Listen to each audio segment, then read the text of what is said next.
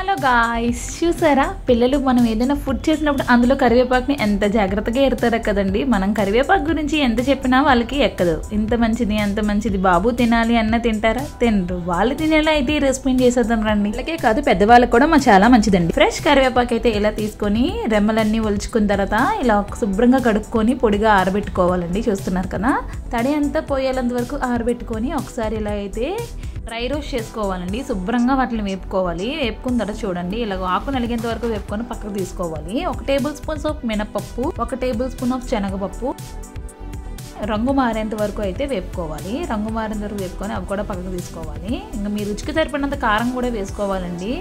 మిరపకాయలు నేనైతే పిల్లల కోసం కాబట్టి ఒక 3 వేసుకుంటున్నాను.